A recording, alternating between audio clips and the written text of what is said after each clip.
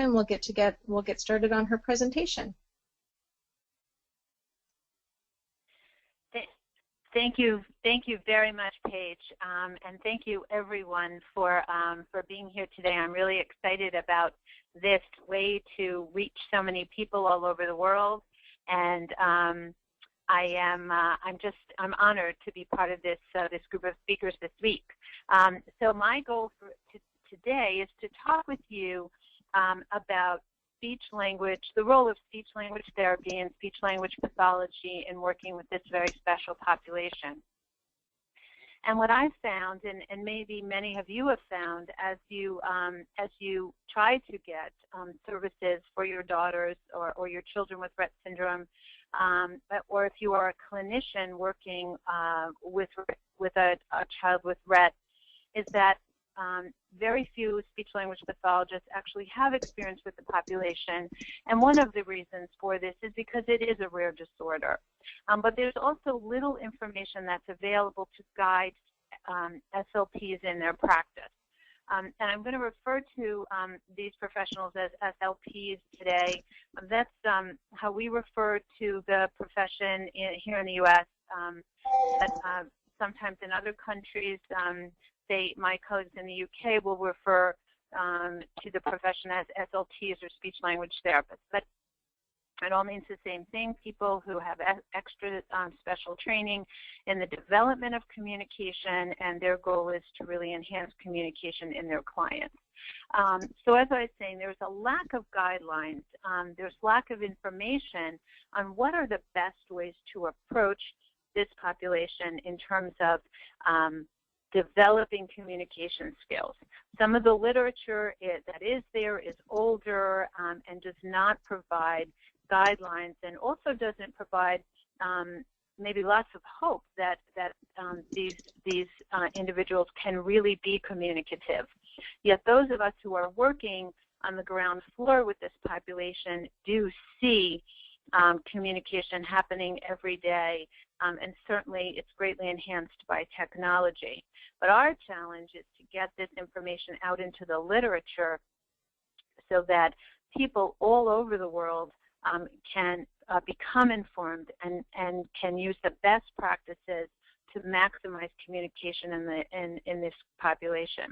So I'm really honored to be a part of a group of clinicians from 5 countries around the world, and we are working to develop guidelines for SLPs and their families, and we hope that this is a project we'll be able to bring to fruition over the next couple of years. One of the challenges that makes it hard to recognize communication in this population are some specific behaviors that we'll talk about in detail a little bit later. But they are apraxia, so the difficulty in planning and initiating motor responses, which often results in a very long delay in production of speech, if that is possible, or production of a, say, a motor movement to activate an augmentative device, or even to move eyes if someone is using eye gaze to respond. So one of the major points that I want to bring across today is to be aware of apraxia, or the delays in motor responses, and to be very sensitive to an individual child or a person with Rett syndrome, and observe their behaviors, because the amount of time it will take for them to produce a response will vary, often based on the setting in which they're in, or certainly they'll vary from girl to girl or child to child. Another challenge is the lack of oral speech. As many of you probably know, almost no or very few individuals with Rett develop functional verbal communication skills, which is one reason that we need to go to using augmentative communication as early as possible with this population. There is a small part of the population, individuals who have the preserved speech variant of Rett syndrome. They do have verbal communication. The amount of verbal communication they have will vary from a small number of words to actually complex sentences, but that is a smaller group within the larger population. So it's important to know that once we get the diagnosis, that it will be unlikely, unless the girl has the diagnosis of the preserved speech variant, it's unlikely that she will be able to acquire verbal communication skills. So starting with augmentative communication early is really important. Motivation and inconsistency, key issues to consider. We must understand what motivates girls, and I'm sorry, I know that not everyone in the population is female. I tend to default to that, but please know that I'm referring to everyone with Rett syndrome. But motivation is key. When we begin to work with someone with Rett syndrome, we need to figure out what is motivating them, what will move them to become communicative in a particular situation, what will motivate them to initiate. It's very, very key. And also we must keep in mind that because of the multitude of challenges individuals with Rett face, it is very likely that their behaviors will be inconsistent. So sometimes looking for evidence that a behavior is valid, that a behavior is intentional, or that looking at a picture and activating a device is meaningful, it will be very hard to get sometimes 80% correct, 90%, or 100. We must recognize that behaviors will be inconsistent, and that does not mean they are not under their volitional control. The field of augmentative and alternative communication is fairly new. Say the last 25 or 30 years is when it began to we began to be trained in augmentative communication, and certainly in this country. So there's still not a lot of experience that certain SLPs have with AAC, and so sometimes it will be important to look for specialists who can help work with your SLP to maximize your individual's use of AAC, and hence the need for those guidelines. So it is really important that families and therapists work as a team, and that includes educators and healthcare professionals. We must all work together to maximize communication in the population. So today I'm going to talk with you briefly about strategies for assessment of communication and what's the best evidence for how we might assess communication skills in Rett syndrome at the current time. Talk about the best evidence for designing intervention programs to improve communication. To talk about various strategies for using AAC. To talk about using communication coaching or working with a communication partner to maximize communication opportunities. And then I have some resources that families can share with their therapists or teachers, and resources for SLPs if they're interested in exploring this area further. At the beginning of any intervention program, we do want to get an assessment of communication that will help us figure out where a particular individual is at their starting point, and will help us track progress over time. And a good, thorough assessment will also give us clues as to what strategies we can use with regard to augmentative communication. So the literature suggests that individuals with Rett syndrome are capable of intentional communication, and the best way to assess their intentional communication is using behavioral observation, and what that means is observing them in a typical, usual situation. So observing them in a situation where they feel comfortable, say with their family, at a mealtime, or at a playtime, or in school where they're comfortable and they're interacting with other people. And observing means observing their behaviors carefully and thinking about non-standard behaviors. And what I mean by that is a standard way to communicate is either by speaking or also, of course, through written communication. We also communicate using gestures to enhance our verbal communication. Since most individuals with Rett are not verbal, we want to look at what else they can do with their body to communicate. So we look at non-standard behaviors like body movements, vocalizations, so sounds, and maybe even word approximations or word attempts, eye gaze, any facial expressions they may make. Those would be non-standard behaviors. There are standardized assessments which we can use that will consider non-standard behaviors, and I'm going to share two of those with you today. Most standardized tests that have age equivalencies or mental ages, those are typically not useful in this population because they cannot capture non-standard behaviors. They cannot capture that maximal communication we see when an individual with Rett is in a very positive and supported situation. So use of standardized tests is typically not recommended and not useful when we try to figure out how these girls are communicating and how we might be able to enhance their communication. It's very challenging for us to validate these behavioral observations that we see in these situations. So what we need to do is we need to sample over time. So don't just look at an individual in one situation.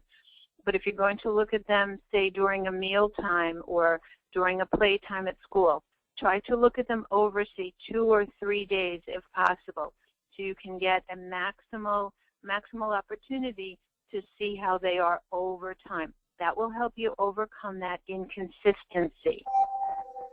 We certainly do need a standardized measurement to assess individuals with complex communication needs. This is not unique to Rett. It is something that a lot of people are studying. So there are two tools I'd like to share with you today. The first is called the Communication Matrix, and I have the website where this is available up here for you, communicationmatrix.org. This is a research tool that was developed by Charity Rowland, but it's very useful for clinical situations, and it can be filled out by parents as well as by professionals. And you can fill out one protocol for, say, an individual with Rett syndrome, either in your family or on your caseload, and there is no charge. The other tool is called the Inventory of Potential Communicative Acts, and that is found in this book by Stigafus and colleagues, and it is a Brooks publication. So I'm going to just give you some examples of these two tools now. So these are some sample questions from the Communication Matrix, and I wanted to share this with you to give you an idea about how this tool might be appropriate for individuals with Rett syndrome. So there are a series of questions that either a parent or a professional fills out, and the questions regard the different ways that a person communicates, and they consider things like our non-standard behaviors like we're talking about.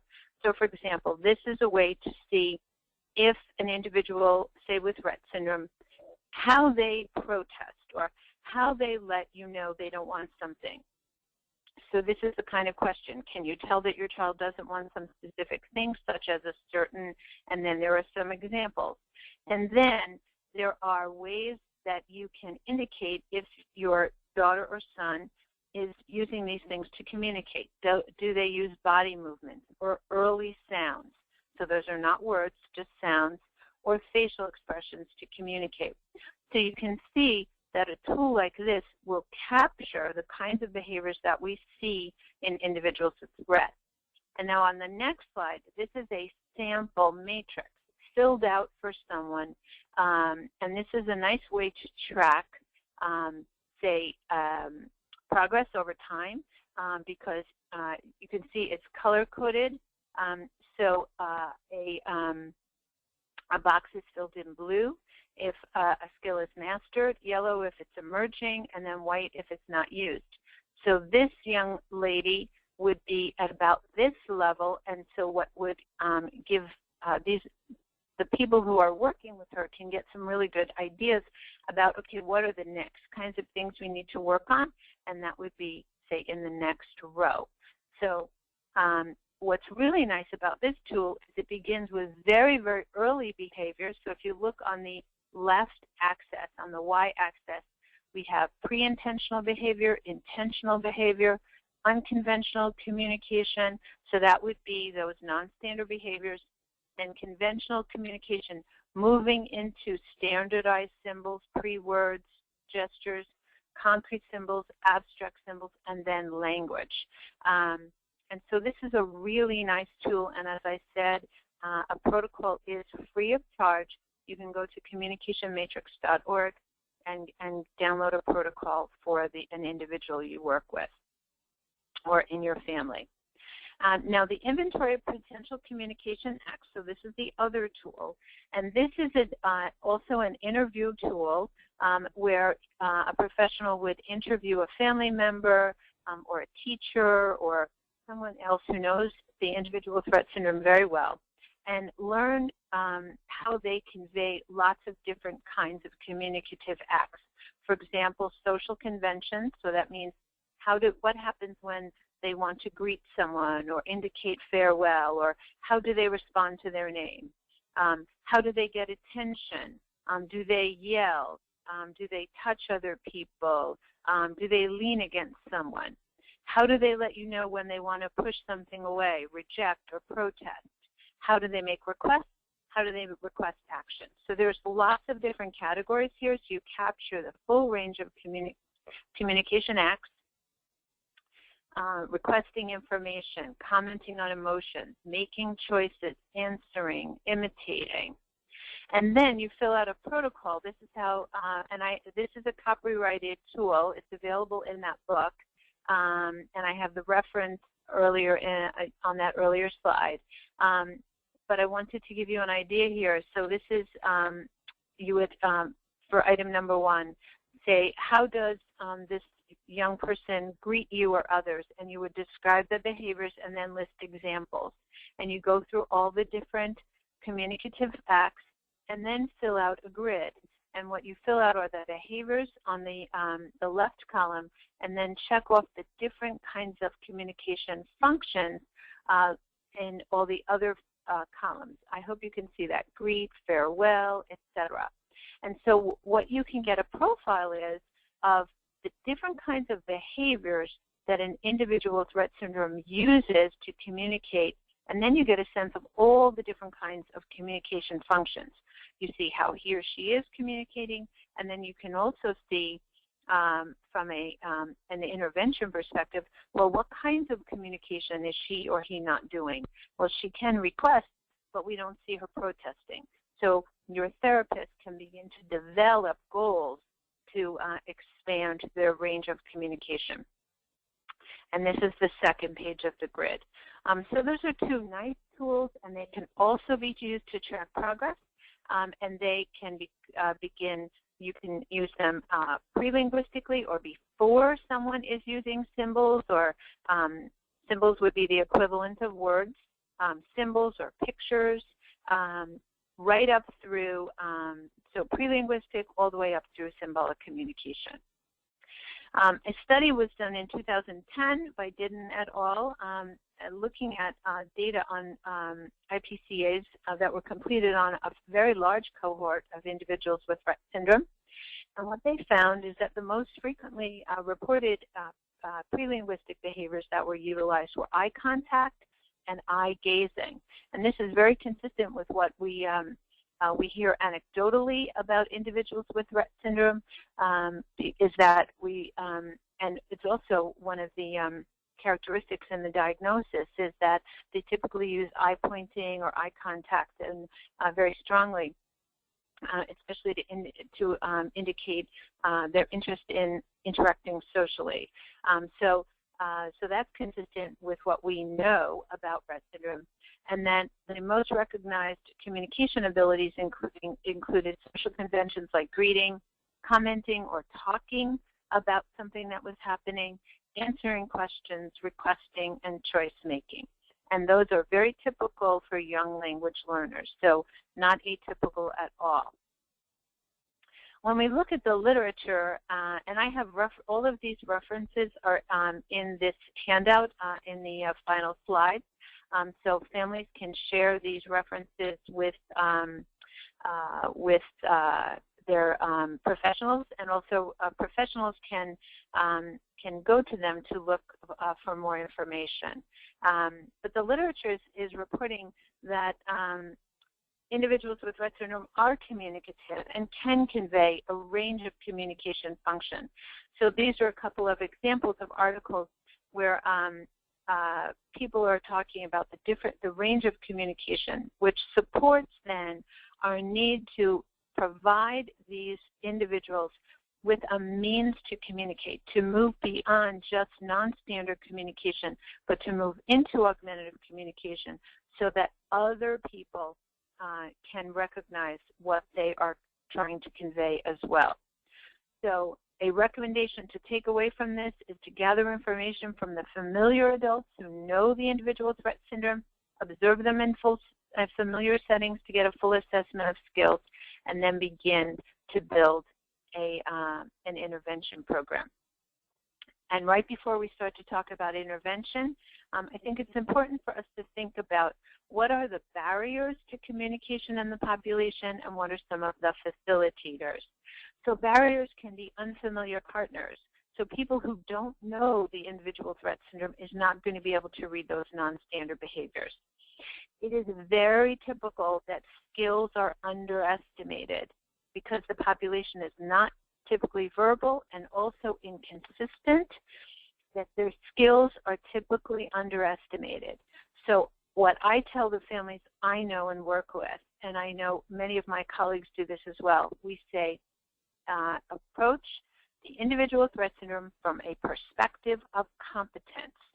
Now, competence does not mean that someone is unimpaired.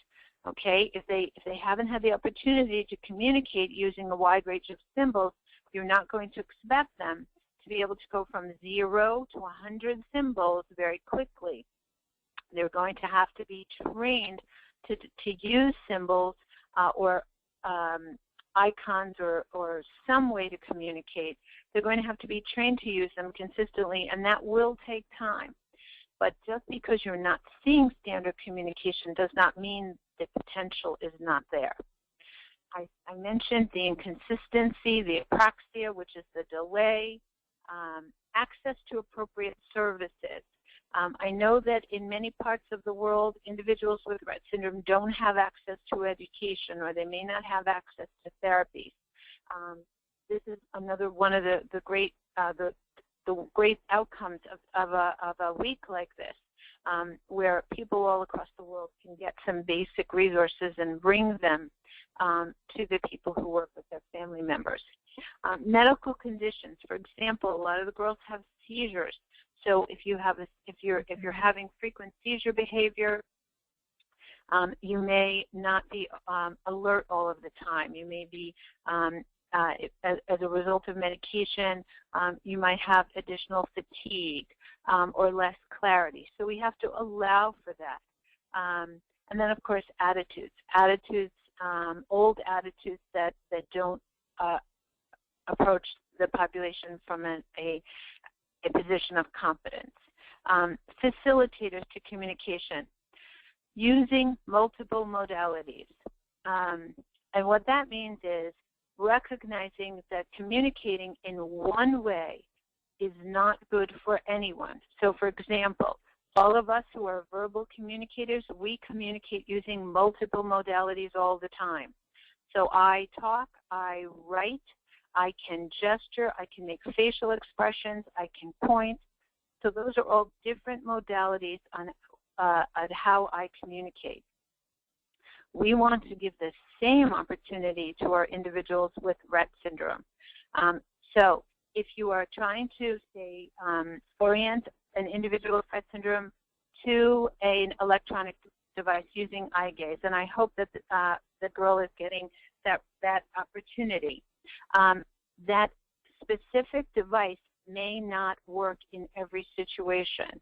So you want to identify behaviors that she can do and use to communicate with you in other situations. So you want to have multiple modalities. So if someone gestures, if someone touches pictures, perhaps you can develop vocalizations from them. You can develop eye gaze. Multiple modalities work best. Relying on one modality is often not the most effective way to allow for communication in all the different contexts in which someone finds themselves. And along with that, using aided and unaided strategies. So unaided strategies are just using your body. So that's eye gaze, gestures, body movements, vocalizations. Aided means you use something else in addition. So that might be a switch, a Toby, a communication board. Recognizing non-standard behaviors as communicative, as we've said, and ideas about optimism and motivation, recognizing motivation, being optimistic, and considering the parent. So as we begin intervention, based on the literature, this is the best way to start. Begin by teaching a simple requesting response. And this is not unique to Rett syndrome. This would be a way that we would approach other individuals with other communication disorders, because requesting is so highly motivating. Identify items or people or activities that are highly enjoyed by someone, and then figure out how you can offer them the opportunity to request that item, person, or activity. And how do you do that? You identify what would be the targeted response, and you make sure that it's within the child's physical capabilities. So begin by looking at non-standard behaviors: gesture, eye gaze, vocalization. Consider a simple motor act. What kind of control do they have over their body?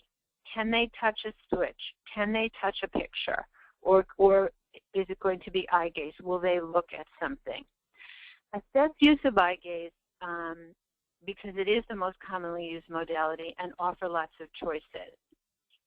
You might begin by offering favorite objects, 1 or 2, develop consistency across 2 favorite objects, and then consider expanding the set to 3 or more choices depending on the individual's abilities.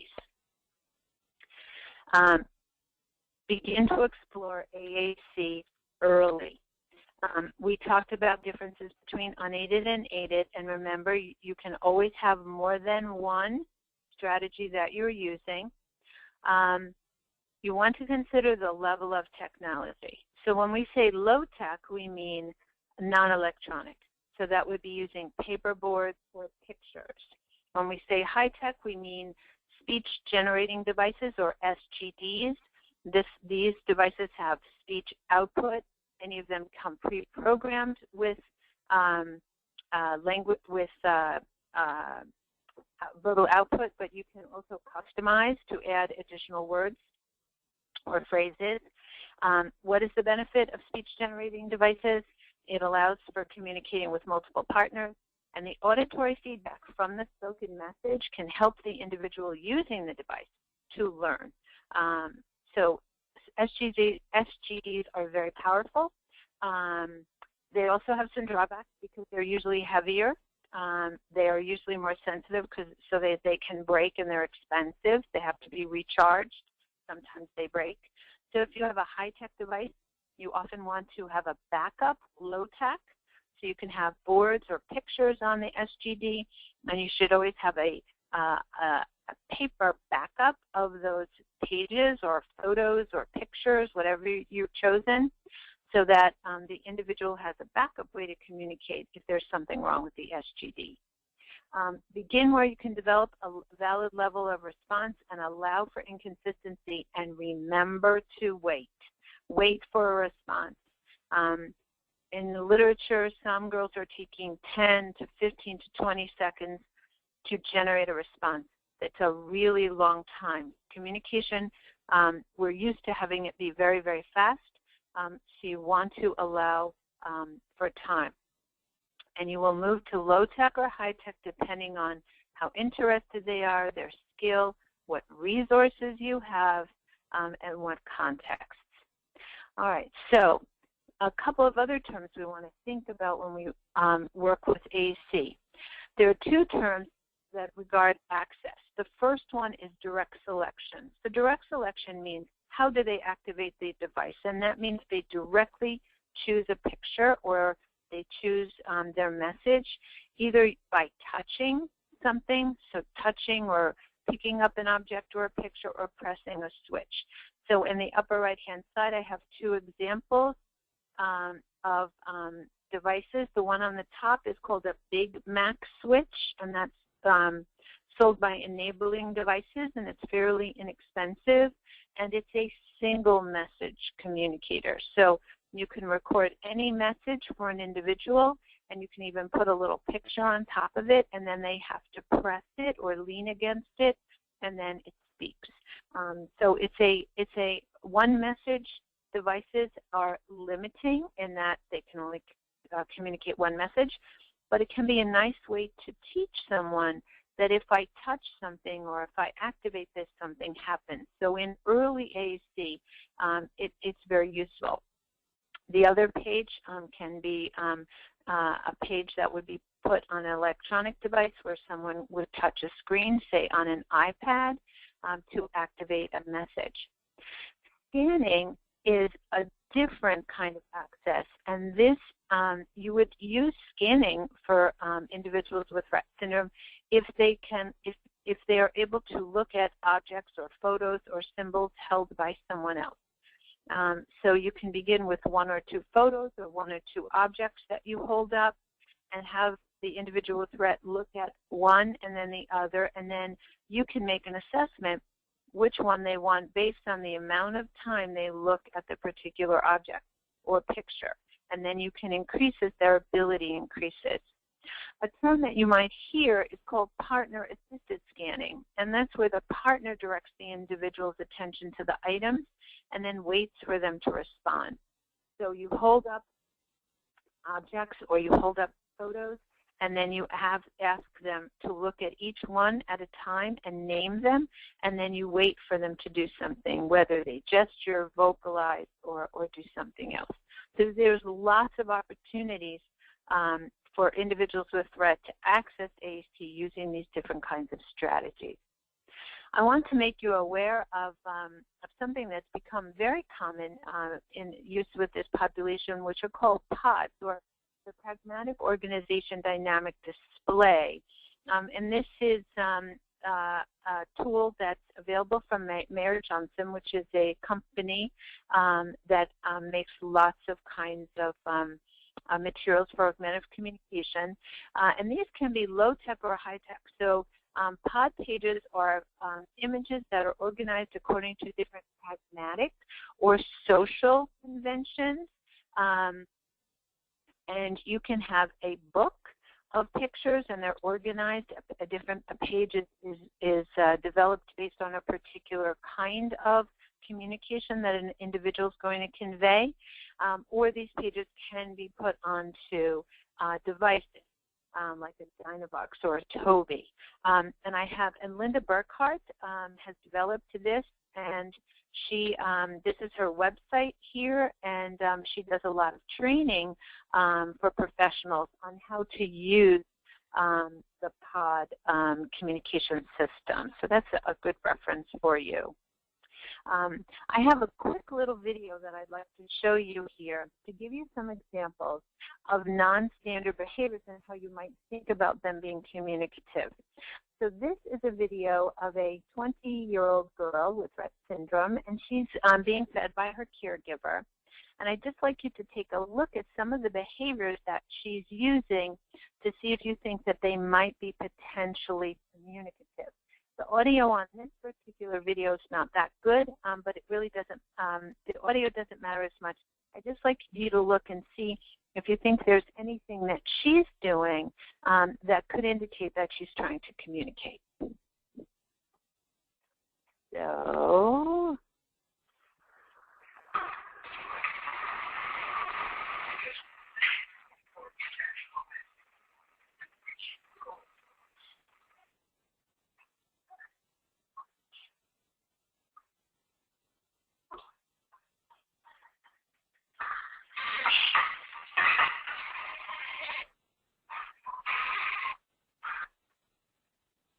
Okay, so I'm going to stop it. It's a short little video, and in the interest of time, I want to make sure I get to all of my videos. But what I hope you were able to see, and with that young woman with Rett syndrome, she was using her right hand to bring her index finger to her mouth. Many people could interpret that as a sign for eat. She also uses her eye gaze to look up at her caregiver and at her food. So those are the examples of behaviors that could be potentially communicative that could be maximized or could be utilized to convey requests or choice making. So those are examples of non-standard behaviors and how we might use them. So in that young lady, we don't know if the way when she puts her index finger to her mouth, if she is signing eat, but whether or not she means to sign eat in a way doesn't really matter. What matters is she's doing it in that context, and we see it over and over. We can then acknowledge that as a sign, and then every time we see that, say, oh, you want to eat, and then give her the food. And what we find over time is by acknowledging those behaviors as communicative, their frequency will increase. So the literature talks about why we would want to begin with requesting. It's developmental, certainly, and it's a way for us to build consistency in using symbols. That doesn't mean that all you do is communicate or acknowledge communication attempts that are requests. But if you're trying to build consistent use of a vocabulary, beginning with requesting is a very good strategy. So there's a really nice article. It's about 20 years old, but it still rings true in terms of the way they set this study up.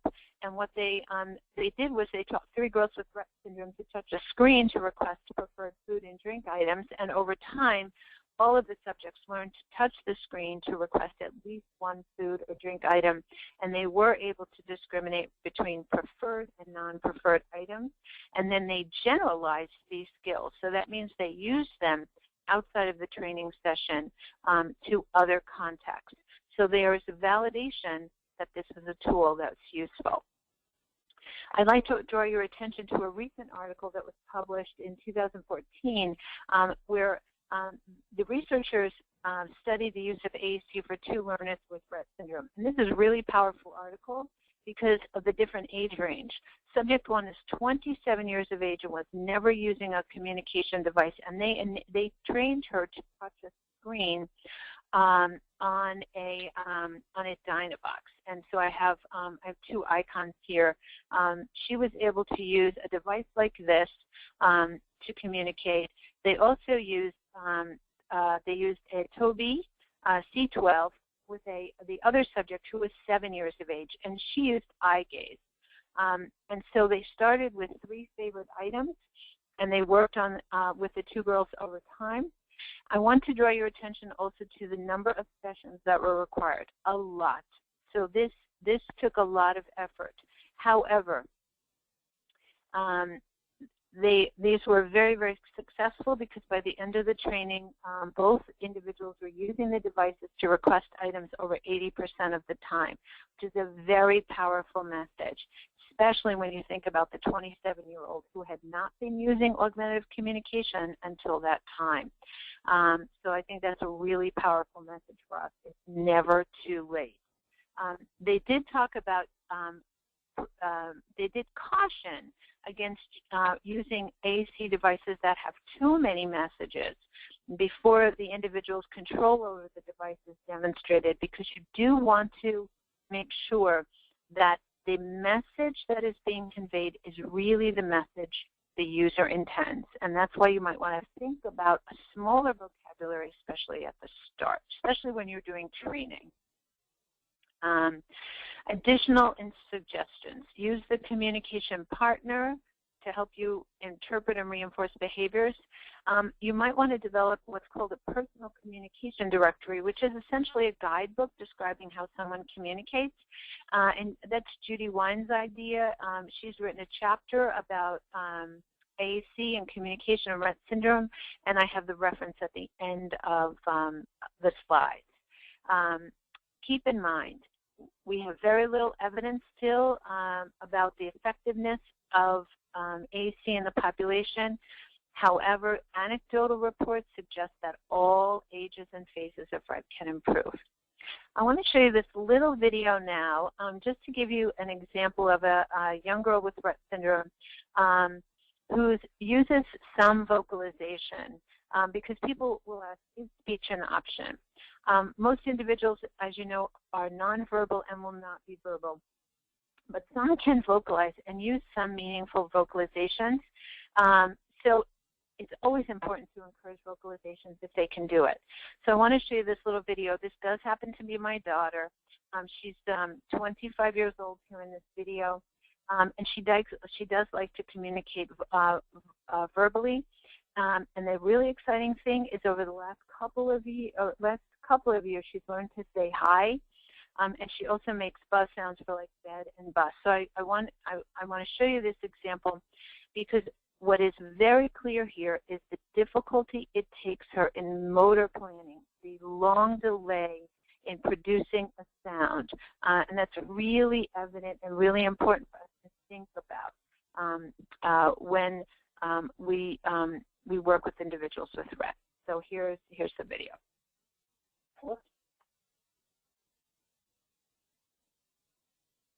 Hi. Hi. Go ahead. You do it.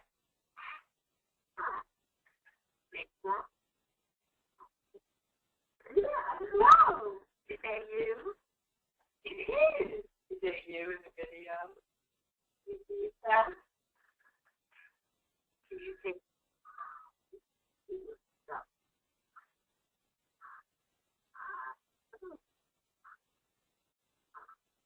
You want to say bus first? Yeah. Bus. Bus. Good. Now you go like this. Okay. Hi. Come on. You can do. Yeah. Come on. Let's try.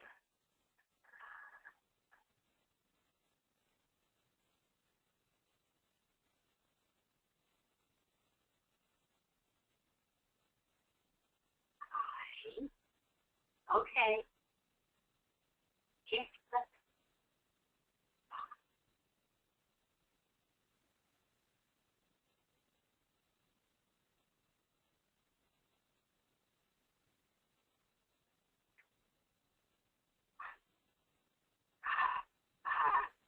You can do it. Yes. Come on. You can do it. Here you go. Watch Mom. Lee. Look at Mom. Ha. Hi. Yes. Try again. Good. Hi. Good. Do it again. Yes. Okay, so that was a really long time, I know, but I think it's a really important message to show how long it could take for some of them to produce a skill. We have to wait.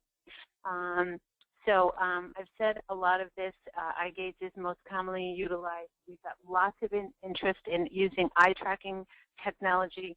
There's lots of great information that shows that individuals with Rett have similar eye gaze patterns or preferences as typical children. So using eye tracking technology or eye gaze technology is a really great strategy. These are some examples of some different kinds of eye gaze communicators that are available through Toby and Dynavox. We are currently conducting a research study that is supported by a grant from rettsyndrome.org, and we are very grateful for that funding. And we're using eye gaze to assess receptive vocabulary and demonstrate effective communication in individuals with Rett syndrome. And we're assessing receptive vocabulary using Toby Studio and then using the Toby iMobile for expressive communication. So I just have a couple of screenshots just to show you what we're doing. This is the Toby Studio software. And so we asked an individual with Rett syndrome, where is the bed? And the eye gaze patterns show the intensity of her eye gaze behavior, and that her eye gaze was right on the bed. Same example here. And then what we're doing is we're using the Tobii iMobile, and we're showing preferred and non-preferred pictures, and having the individuals activate the devices with their eyes to choose their preferred objects. So we're collecting that data at Monmouth University in New Jersey. We've had lots of challenges because utilizing this technology with this population can be complicated. It's difficult to get calibration. The individuals have a lot of motor behaviors. We have to use a lot of prompting. But what we are finding is we're seeing very nice trends in individuals using this for communication. And what's really exciting is that the communication partners are recognizing the girls are intentional. I do want to just spend a couple of minutes on this other model that I think goes nicely with augmentative communication, which is coaching partners of individuals with communication disorders, including Rett syndrome. There's lots of data on how coaching can be utilized in lots of different disorders. And we've done coaching projects both at school and at home. And what we do is we've done mealtime. So what we do is we look at a typical mealtime session, either at home or at school, and we videotape it, and we just ask the feeder, we just say, just feed the girl like you typically would. And then we analyze what we see as potential communication behaviors, and then we go in and we coach the family member, either the parent or the teacher at school, to recognize the behavior as being potentially communicative, and then we see a really nice change in richness of communication. So I'm going to show you a very brief pre-coaching video. This is, this is a young girl who's 19 years of age, and her mother is feeding her. And I just want you to just take a look and see if you see any potential behaviors that would be potentially communicative. She's not requesting. She's not really using eye gaze in a way that's being recognized by the parent. And so she's just being fed in turn. So what we did is we went in and we offered coaching strategies. We said offer more choices, increase the wait time, and respond to her hand gestures as if she's making a request for a food item. And so here's our video post-coaching.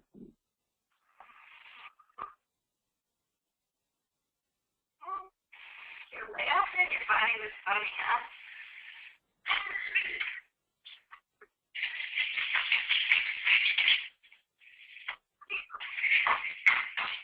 Oh, you think you wanted to bite?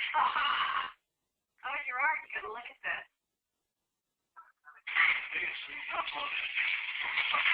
She's laughing as she's touching me again. She has another bite in her mouth. We are. Does that make you happy, Tia?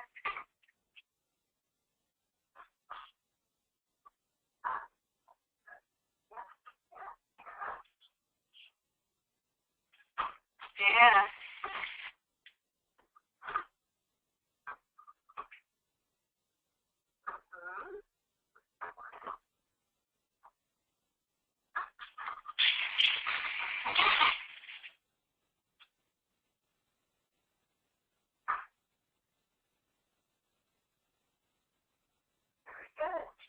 Okay, so I think you can see that that's a beautiful example of the mother waiting more to allow the daughter to give the opportunity to make requests. Now, this young girl is not using augmentative communication devices consistently. However, she is trialing a Tobii both at home and at school. So it's excellent. It's really exciting that she's beginning to explore other kinds of augmentative communication. But there's a great power in that interaction there that you can see there's a recognition that she's making a request using her eye gaze and her hand. So the data suggests that we've collected is that girls are making more requests and their partners are providing more responses, and that the behavior of others changes, and we just see more opportunities for communication. I do want to leave you with a couple of resources for professionals who have an interest in Rett syndrome. There is a Facebook group that was organized by Sally Ann Garrett, and it is a closed group, but you can indicate an interest in joining and your professional role, and you can be invited to participate in the group where there's a lot of exchange about working with individuals with Rett syndrome. There's a lovely blog, the Practical AC blog, and here's the website address here for you, practicalac.org.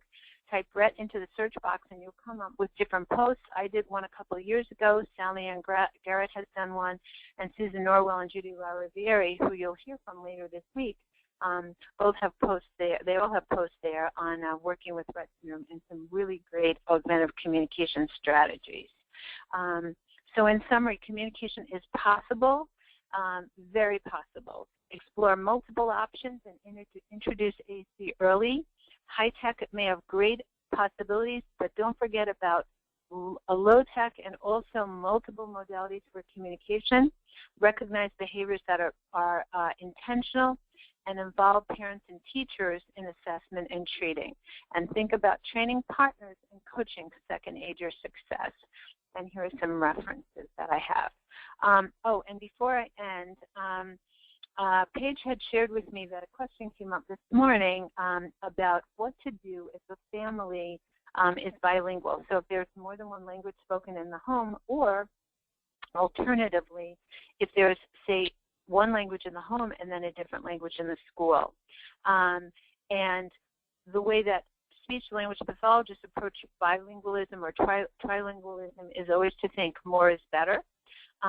Recognize that a child who's learning more than one language is recognizing a word because they hear it in a particular context and they know that it refers to something that they interact with in that context. So, for example, a child who's maybe they speak Spanish at home, they hear agua, and they know, okay, that's water. At school, if it's an English-speaking environment, they hear water, they know that's water. So if you have multiple languages that the child is exposed to, you absolutely would have the different languages represented on the augmentative communication device. The way you would think about it is you would think about what would be, what are the vocabulary items or the things that a child will say in a particular context. So if they're hearing Spanish at home, you're going to have home pages where the device is going to speak in Spanish. If they have a different kind of vocabulary or even a duplicate vocabulary in school, but it's in English, then you're going to have English pages. Because remember, we're not teaching them to have comprehension in those languages. We're teaching them to communicate, and usually they're communicating by hitting a particular icon or looking at an icon. So the output is really for the listener. So absolutely, you would want to represent the different languages on their devices. And then I think I'll end. Thank you.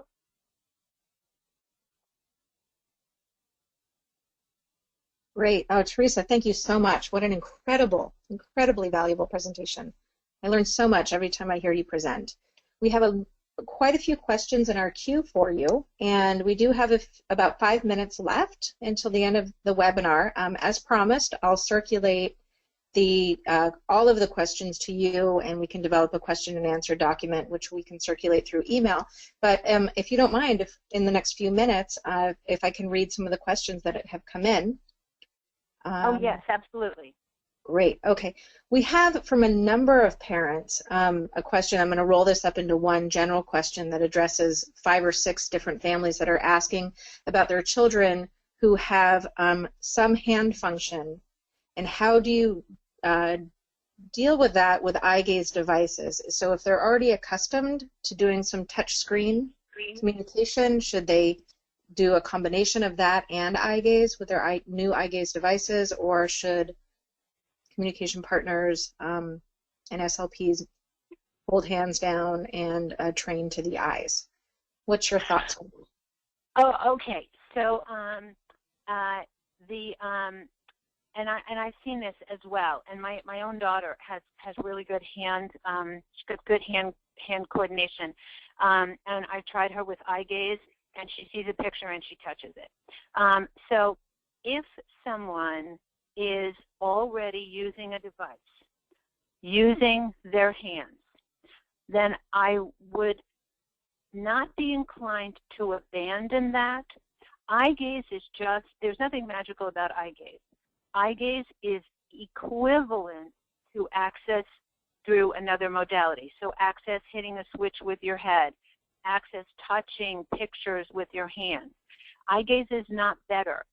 It is a good modality for people who do not have controlled hand use. So if you already have someone who's touching a device and activating those devices with their hands, I would think you would want to try to enhance that.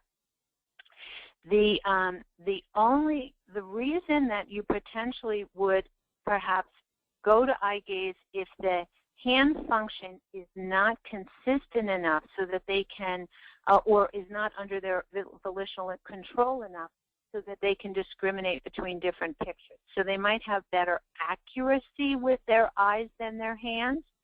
But if so, then what you're going to have to do is you're going to have to mount that up high so that they can't touch it. So I think you'd have, I think you have to have a really strong rationale as to why the hand access is not good enough before you would go to eyes. Okay? Is that clear? That's great. Wonderful. Thank you. We have another question, two questions which I think are really important for everybody to hear, and then unfortunately I think we will have to conclude for today. One of them is, what, in your mind, what constitutes the duration of a session? So if you're going to do a session, should it be 45 minutes, an hour, once a day, twice a day, you know, rather than natural communication, but in a formal session? What do you think is ideal for? Oh, okay. Now, so that's a really good question, because sometimes providers are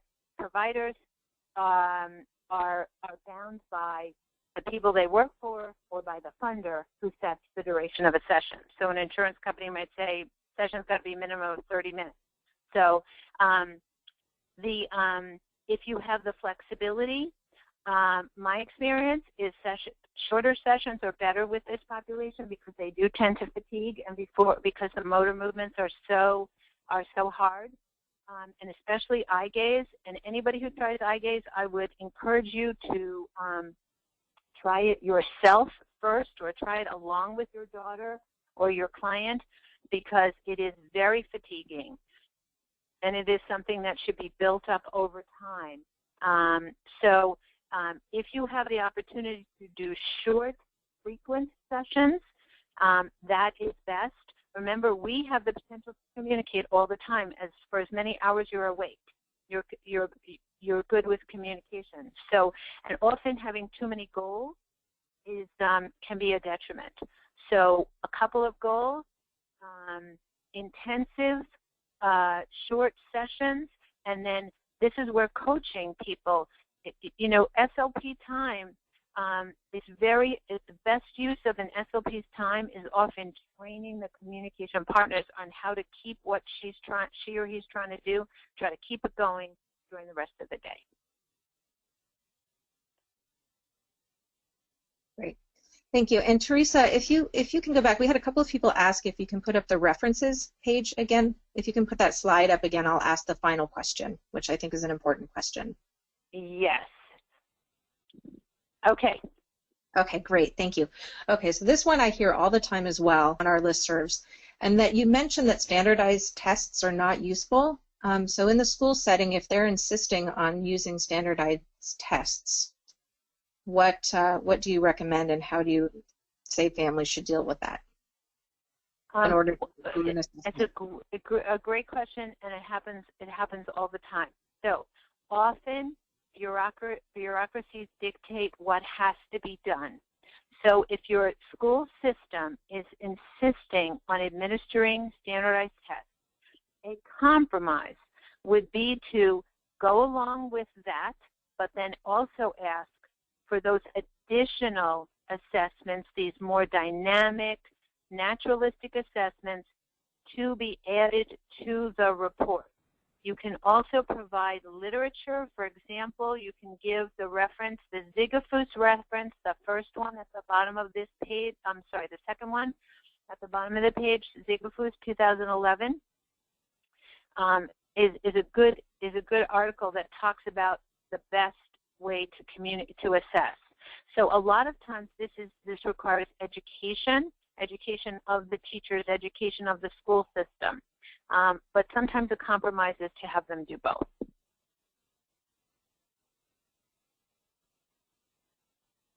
Great. Thank you very much. So we'll give a last chance, everyone. You can take a screenshot of the references. Yeah, and I just put up the second page, too, because I have 2 pages of references. Great. Thank you. So, you can do a control print screen off your keyboard or other ways of doing a screenshot. Get your phone out, take a quick picture. Also, we will be emailing you a link to the recording of today's session within a week or so. We have to get through all of the webinars, and then we'll email out links. So thank you again for a wonderful presentation, for allowing us to record this. I think this is very helpful for both families, SLPs, and educators, for everyone working with our girls and women. So thank you very much, and I hope this won't be your last webinar with us. We hope to bring more. I'd like to thank all of our attendees for your time and interest today.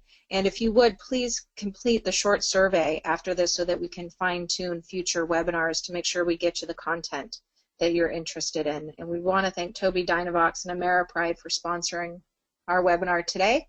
We have many more sessions ahead for the rest of the week, so please visit rettsyndrome.org. Go to For Families Family Conference, and you will see the list of all of the sessions. Many more tomorrow that will go much more in depth on communication devices and communication in the school, at home, throughout life. And I hope you can join us for those. We appreciate you. We appreciate your efforts with your children. Teresa, thank you so much. I can't even begin to tell you how wonderful it is to have you as a professional and as a parent involved in making just groundbreaking breakthroughs for our kids in communication. What a joy to see your video clips of our girls and women when they are finally understood by those around them. It's just so tangible. Your videos were fantastic. Thank you very much. So Thank you. Thank you.